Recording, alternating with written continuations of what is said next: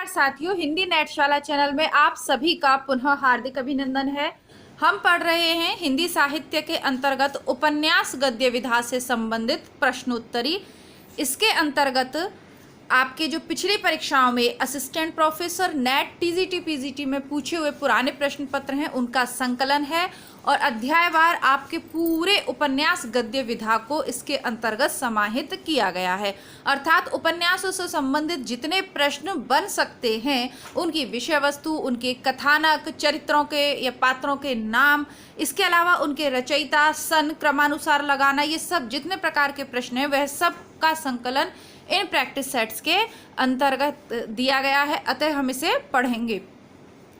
बात करें वर्तमान परीक्षाओं की, तो आपने देखा कि मैंने आपको बार बार कहा था कि जो भी टेक्स्ट बुक या जो भी आपके रचनाएं, कविता, उपन्यास, नाटक, कहानी या अन्य गद्य विधाओं के अंतर्गत रचनाएं लगी हुई हैं, वह आपको पूरी ध्यानपूर्वक पढ़नी पड़ेंगी, तभी आप नेट और असिस्टेंट प्रोफेसर भर्ती परीक्षा सहित पीजीटी की परीक्षा भी पास कर पाएंगे। तो उस समय आप सभी लोग शॉर्ट नोट्स, मैराथन क्लासेस, इन सब के चक्कर में रहते हैं और परिणाम स्वरूप जब पेपर सामने आता है तो जब बीच में से, रचना के बीच में से, जैसे हाल ही में आयोजित जो नेट का पेपर कैंसिल हो गया, आपने देखा होगा वो सब प्रश्न वही हैं जो रचनाएं हमने अपने चैनल पे पढ़ रखी हैं, चाहे गोदान हो, मैला आंचल हो, तमस हो, या जितने भी आपके प्रश्न पूछे हैं रचनाओं से, नागमती वाला, उत्तरकांड वाला, ये सब कुछ हम प्लेलिस्ट में पढ़ चुके हैं। तो पुनः आप लोगों से मेरा यही आग्रह रहेगा कि जितने भी लोग इस वीडियो को देख रहे हैं, हमारे दोनों चैनल नेटशाला, हिंदी नेटशाला और हिंदी बुकशाला, दोनों चैनल की आप लोग प्लेलिस्ट चेक करके फटाफट, जब तक नेट के पेपर की दोबारा डेट आए, आप तब तक ये आपका जो आगामी असिस्टेंट प्रोफेसर वाला पेपर है, जितनी भी रचनाएं लगी हुई हैं, आप उन सबको ध्यानपूर्वक पुनः सुन लें। आइए कक्षा को आगे बढ़ाते हैं। जगदीश चंद्र कृत उपन्यास धरती धन न अपना की अंतर्वस्तु निम्नलिखित में से किस विषय पर आधारित है? पंजाब की ग्रामीण पृष्ठभूमि में दलित जीवन की कथा, यह इसका सही उत्तर है। देश विभाजन के बाद पंजाबी शरणार्थियों की समस्या, ये तमस का थोड़ा बहुत विषय वस्तु हो सकती है, इसकी तो नहीं। वायलिन और बंदूक, संगीत और युद्ध का द्वंद्व, ये भी नहीं है। युद्ध और प्रेम, यह भी नहीं है। धरती धन्ना अपना, ये जगदीश चंद्र जी का फेमस उपन्यास है जो उन्होंने 1972 में यह प्रकाशित करवाया था। इसके अलावा इनके अन्य उपन्यास हैं जगदीश चंद्र जी के यादों का पहाड़ 66, आधा पुल 73, कभी न छोड़े खेत 76, मुट्ठी भर कांकर 76, टुंडा लाट 78, नरक कुंड में वास 94। आपको दो देखने, धरती धन्ना अपना 1972, ये तो याद रखना है। इसके अलावा नरक कुंड में वास 1994, यह भी आपको याद रखना, कहीं ना कहीं यह पूछा हुआ है। ये आपका दिसंबर और जून वाली जो एक साथ पेपर आयोजित किया गया था 20 वाला, उसमें पूछा हुआ प्रश्न है, तो बहुत ही इजी प्रश्न है। आप आगे बढ़ते हैं। प्रकाशन वर्ष के अनुसार श्रीलाल शुक्ल के उपन्यासों को लगाना है। उपन्यासों से इसी तरीके के प्रश्न आपके आगामी जो परीक्षा है उसमें पूछे जाएंगे। तो आपके 3-4 उपन्यास दिए हुए, क्रमानुसार मैं आपको बता दे रही। श्रीलाल शुक्ल के उपन्यास, सूनी घाटी का सूरज 1957, सूनी घाटी का सूरज 1957, मकान 1976। देखिए 1972 में धरती धन न अपना लिखा जा रहा था और 1976 में लिखा जा रहा था, श्रीलाल शुक्ल का मकान। पहला पड़ाव 87 में आया और विश्रामपुर का संत 98 में। तो श्रीलाल शुक्ल के लाल सूरज, इस तरीके से आप, लाल रंग का सूरज कब निकला? सूनी घाटी में। श्रीलाल शुक्ल नाम है ना, तो लाल रंग का सूरज कब निकला? 57 में। फिर मकान कब बना? 76 में। पहला पड़ाव उन्होंने अपने मकान में कब किया? 87 में। और फिर उन्होंने उसमें विश्रामपुर में, फिर वो संत बन गए या विश्राम कब किया? 98 में। तो इस तरीके से आप याद रख सकते हैं। इनके उपन्यासों में जो समय सीमा है उसमें गैप बहुत ज़्यादा है, ठीक है। पार्वती, सुखदोई, दौलतराम और छोटे निम्नलिखित में से किस कथाकृति के पात्र हैं? देवरानी जेठानी की कहानी। ये बार बार रिपीटेड प्रश्न है, इसी तरीके के प्रश्न आपसे पूछे जा रहे हैं। तो आप ये ना सोचें कि अब ये अब पेपर का पैटर्न बदल गया है तो ये प्रैक्टिस सेट्स काम के नहीं हैं। नहीं, बहुत ज़्यादा काम के प्रैक्टिस सेट्स हैं, क्योंकि ये उसी पैटर्न पे आधारित हैं। पूर्व के सभी प्रैक्टिस सेट आपको क्रमबद्ध रूप से प्लेलिस्ट में मिल जाएंगे। इसके और आदिकाल, भक्तिकाल और रीतिकाल वाले प्रैक्टिस सेट कहाँ मिलेंगे? हिंदी बुकशाला चैनल पे। तो दोनों चैनल से आप जुड़े रहें, दोनों चैनल्स को आपकी परीक्षा तक ज़रूर सब्सक्राइब करें। जो प्रतिदिन वीडियो मैं डालती हूँ उसकी नोटिफिकेशन आपको डेली मिलेंगे। तो उसके लिए जो उसमें घंटी वाला ऑप्शन है उसमें ऑल वाला ऑप्शन आप प्रेस करें, घंटी वाला ऑप्शन दबाएं, फिर ऑल आएगा तो ऑल वाला ऑप्शन आप दबाएं, तो प्रतिदिन आपको वीडियो मिलते रहेंगे। परीक्षा के बाद आप अनसब्सक्राइब कर दें, काम करना हो तो पार्वती सुखदेई दौलतराम, ये देवरानी जेठानी की कहानी 1870, यानी जो प्रारंभिक हमारे उपन्यासों की रचना जहाँ प्रारंभ हो रही है ना, उस समय के हैं। देवरानी जेठानी की कहानी है ना, तो उस समय का ये उपन्यास है। वामा शिक्षक, रानी केतकी की कहानी, भाग्यवती, ये सभी लगभग उसी समय के हैं ना। आपका जो वामा शिक्षक है इसके राइटर हैं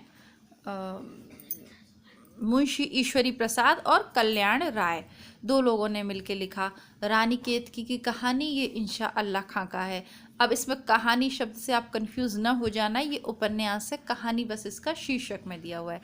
भाग्यवती श्रद्धाराम फिल्लौरी का उपन्यास है। और हिंदी का प्रथम उपन्यास किसे माना जाए, ये विवाद जब होता है तो इन्हीं उपन्यासों के बीच में होता है। भाग्यवती को या देवरानी जेठानी की कहानी या परीक्षा गुरु, इनके प्रकाशन वर्ष और रचना वर्ष को लेके होता है, क्योंकि कई उपन्यास पहले लिख जाते हैं पर प्रकाशित नहीं हो पाते बड़े स्तर पे, बहुत सारी समस्याएं रहती हैं। खैर आगे बढ़ते हैं। और आज की अपेक्षा उस समय थोड़ा कठिन थी चीजें।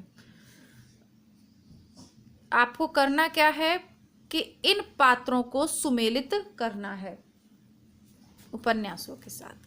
लाला मदन मोहन, ये तो बहुत बार पूछा हुआ है, रट लीजिएगा। लाला मदन मोहन ये परीक्षा गुरु के पात्र है। राम कृष्णु बाबू मैला आंचल का है। और मंगल पात्र है गोदान का। गोदान में गोबर का लड़का होता है ना मंगल, वह पात्र है। जुबेर झूठा सच का पात्र है।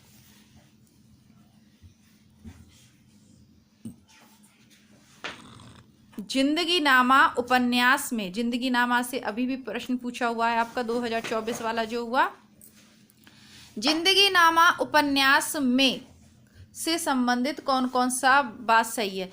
20वीं शताब्दी के प्रथम 15 वर्षों में पंजाब के किसानों और ग्रामीणों के जीवन का चित्रण है। तो ये पंजाब से संबंधित है, ठीक है, पहले ऑप्शन सही हो गया। पहले सही वाला देख लेते हैं क्योंकि उत्तर हमारे सामने। तीसरा, परिनिष्ठित हिंदी को पंजाबी प्रयोगों से आक्रांत कर दिया गया है। सेकंड नंबर, ये दो तो सही हैं। और सेकंड नंबर का ऑप्शन देखते हैं, महानगरवासी उच्च मध्य वर्गीय वृद्ध व्यक्तियों की जीवन स्थिति, नहीं, उच्च मध्यम वर्गीय व्यक्तियों की जीवन चित्रण इसमें नहीं है, किसान और ग्रामीणों का है, तो दूसरा ऑप्शन गलत हो गया। विवाहितर संतान और उसकी स्वीकृति का प्रश्न वर्णित है, यह भी इसमें नहीं है। ऑप्शन नंबर 1 और 3 सही उत्तर है। पहला तो 20वीं शताब्दी के प्रथम 15 वर्षों में पंजाब के ग्रामीण किसानों और ग्रामीणों का चित्रण है। और दूसरा, परिनिष्ठित हिंदी को पंजाबी प्रयोगों से इस उपन्यास में आक्रांत कर दिया गया। यह भी एक विवादित या इससे संबंधित प्रश्न है जो लेखकों के बीच उस समय काफी चर्चित रहा था। खैर आगे बढ़ते हैं। कृष्णा सोबती द्वारा रचित एक बड़ा उपन्यास है। प्रसिद्ध आलोचक डॉक्टर देवराज उपाध्याय के शब्दों में, यदि किसी को पंजाब प्रदेश की संस्कृति, रहन सहन, चाल ढाल, रीति रिवाज की जानकारी प्राप्त करनी हो, इतिहास की बात जानी हो, वहां की दंतकथाओं, प्रचलित लोकोक्तियों तथा 18वीं 19वीं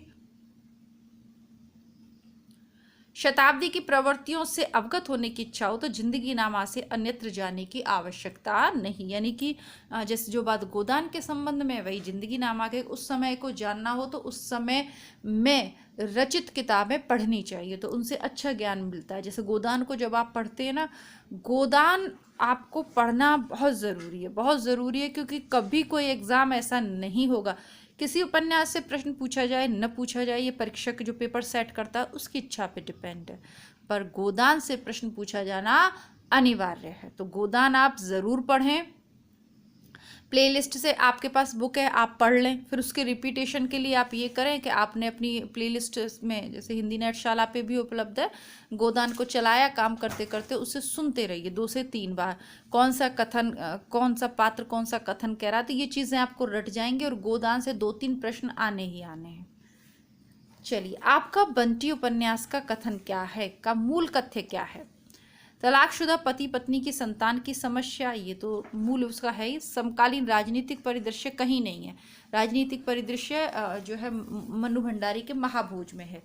राजनीति में प्रविष्ट मूल्यहीनता ये भी नहीं है, क्योंकि बीच वाले ये जो दोनों चीज़ें हैं, ये मनु भंडारी के उपन्यास महाभोज में बुकशाला पे पूरा उपलब्ध है, उसमें है। दाम्पत्य जीवन का विघटन ये हो सकता है, तो ऑप्शन सही ऑप्शन देखते हैं, ऑप्शन सी 1 और 4। हाँ, तो पहला और चौथा, दाम्पत्य जीवन का विघटन और फर्स्ट वाला आपका। ठीक है, आगे बढ़ते हैं।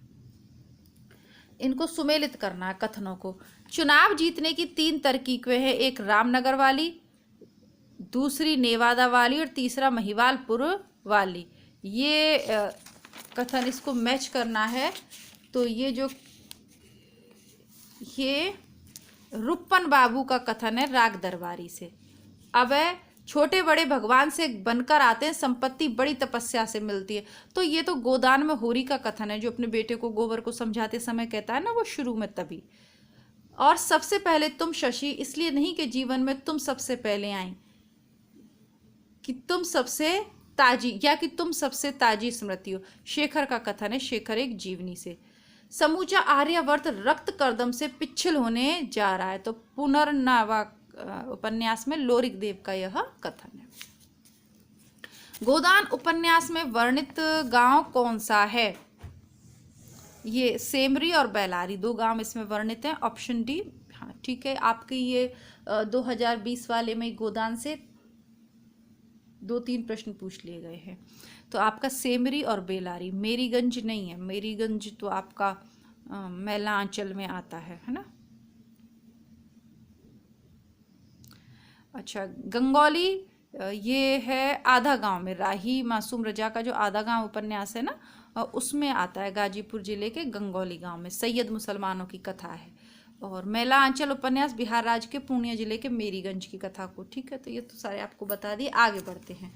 कृष्णा सोबती के उपन्यासों का सही क्रम इसमें पूछा है। समय सरगम, मित्रों मरजानी, ए लड़की और सूरजमुखी अंधेरे में। तो ऑप्शन डी।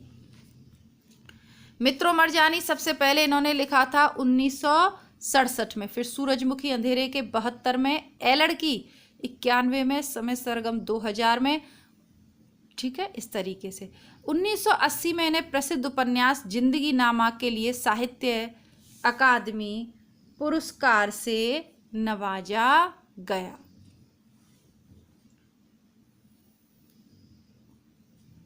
मैत्रेयी पुष्पा के किस उपन्यास में ब्रज क्षेत्र के जीवन का यथार्थ चित्रण हुआ है? चाक। चाक उपन्यास में मैत्रेयी पुष्पा ने ब्रज क्षेत्र के जीवन का यथार्थ चित्रण किया है। मैत्रेयी पुष्पा के अन्य उपन्यास हैं झूला नट 99, अलमा कबूतरी 2000, इदन एवं 94, कहे ईसुरी फाग 2004, गुन्हा बेगुना, विजन, त्रियाहिट बेतवी बहती रही, स्मृति दंश इत्यादि। इसी के साथ इस कक्षा को थोड़ा छोटा रखेंगे, समाप्त करेंगे, क्योंकि फिर हम दूसरी कक्षा में रामस्वरूप चतुर्वेदी जी की बुक है हिंदी भाषा एवं संवेदना का विकास, वो इसी चैनल पे पढ़ेंगे।